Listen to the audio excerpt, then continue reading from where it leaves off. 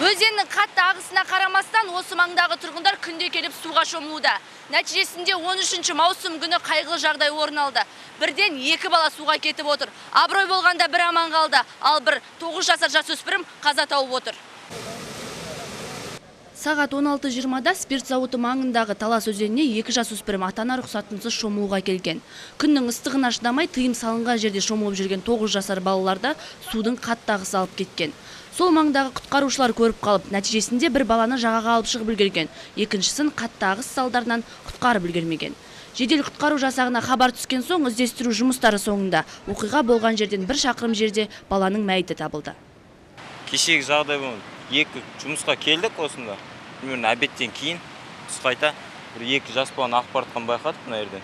Одан алдынан жүгіріп шығып, анаяқтан судан құтқарып алдық. Қасымда бар екінші құтқарушымыз Шаншар Бауыржан деген сол екеуміз шығарып алдық судан біреуі ары қарай кетіп қалды, қатты ағыс жақ. Сонымен судан шығарып үлгермей қалдық оны. Одан кейін ағып кетті, артынан қудық. Мостқа шейін бардық, оны таппай отты денесін. Одан кейін жедел құтқару жасағына звондадық та, сонымен шақырдық. Олар келіп, осыдан 1 шақырым емес, 1,5 шақырым жерден өлі денесін тауып алды. Жас бала. 2-9 жасар бала, біреуі тірі, біреуі өтіп.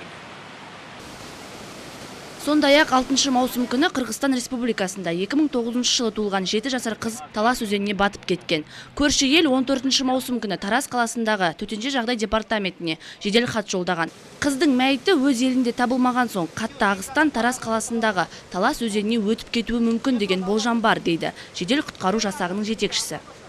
6 маусым күні Қырғызстан Республикасынан хат түскен. Кировский су қоймасынан 2009 жылы туған қыз бала суға кеткен. Қазір уақытта сол күннен бастап жедел құтқару жасаған құтқарушылары іздеу жұмыстары жүргізілуде. Қазіргі таңда іздестіру жұмыстарына 20 техника мен 4 жедел жасағының тобы жұмылдырылған. Іздестіру жұмыстары Қырғызстан мен Қазақстанның шекарасынан бастап Түймекент ауылына дейін жүргізіледі. Еске сала кетсек, ағымдағы жылдың 6 айында Жамбыл облысы бойынша 19 адам суға кетіп үлгерді. Ажал құшқан сәбилердің барлығы ата-ана қарауынсыз қалғандар.